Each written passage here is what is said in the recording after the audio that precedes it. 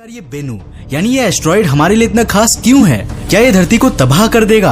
आइए जानते हैं आज के इस एपिसोड में। Subscribe now and press the bell icon. Never miss an update.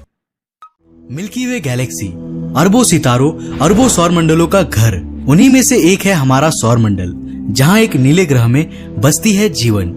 लेकिन प्राचीन काल से ही हमारे मन में ये सवाल रहा है कि आखिरकार ये धरती, ये सूरज, ये चंद्रमाएं, ये सब बने कैसे थे? और हम निकल पड़े एक सफर पे अपने प्रश्न के हल की तलाश में।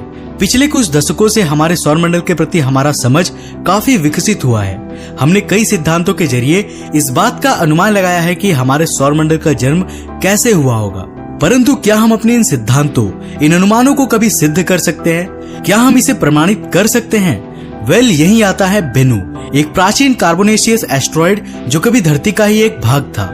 बेनू धरती के ऑर्बिट के काफी करीबी से ही सूरज का चक्कर काटता है और अपने ऑर्बिटल पीरियड के दौरान ये कभी कभी धरती के बेहद नजदीक आ जाता है।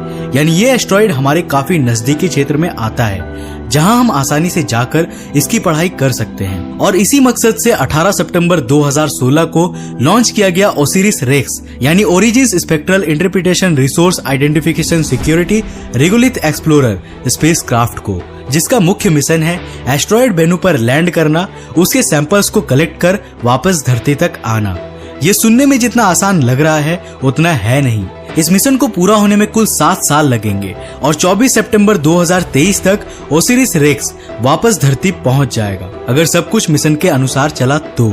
इस मिशन की लागत कुल $800 मिलियन है, यानी भारतीय रुपयों के अनुसार 5 खरब 55 अरब 52 करोड़ रुपए। परंतु आखिर ये मिशन करने का हमें क्या फायदा? क्या एस्ट्रॉइड्स की पढ़ाई करना जरूरी है? ओसिरिस रेक्स से पहले भी 3 एस्ट्रॉइड मिशन किए जा चुके हैं, नासा का नियर शूमेकर और जैक्सा के हायाबुसा तथा हायाबुसा 2।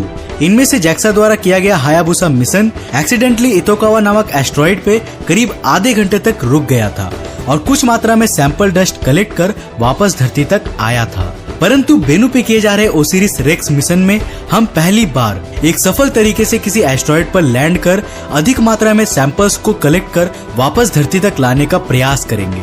3 दिसंबर 2018 को करीब 2 साल के लंबे सफर के बाद ओसिरिस रेक्स बेनू के करीब नजदीक तक पहुंच चुका है और उसने हमें वहां से बेनू की ये डिटेल्ड तस्वीरें भेजी।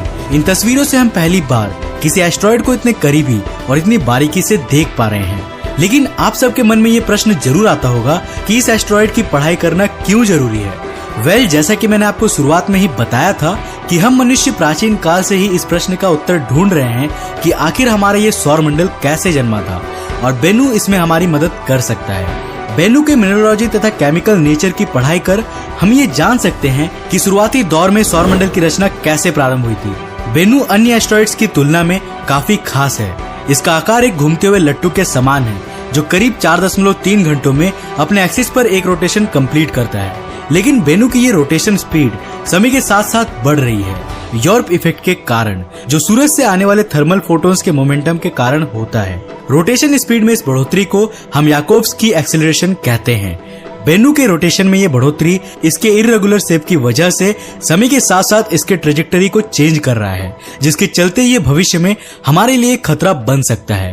कैलकुलेशंस के जरिए वैज्ञानिक ये कहते हैं कि सितंबर 2060 में बेनू धरती से करीब 7,50,000 किलोमीटर दूर से गुजरेगा और सितंबर 2135 में करीब 3 लाख किलोमीटर की दूरी से, यानी चांद जितने दूरी से ये निकल जाएगा। और फिर सितंबर 2175 में जब ये फिर से धरती के करीब आएगा, तब 24,000 में से एक प्रोबेबिलिटी रहेगी कि ये धरती से टकरा जाए। बेनू करीब 262.5 मीटर चौड़ा है। इस आकार का एक एस्ट्रॉइड पूरे एक शहर को तबाह करने की ताकत रखता है। अगर बेनू गलती से भी धरती से टकरा गया तो यह हमें भारी नुकसान पहुंचा सकता है, परंतु इसमें अभी बहुत समय है। फिलहाल हम बेनू की पढ़ाई करने में लगे हैं, जो जल्द ही हमारे प्रश्नों के हल निकालने में मदद करेगा।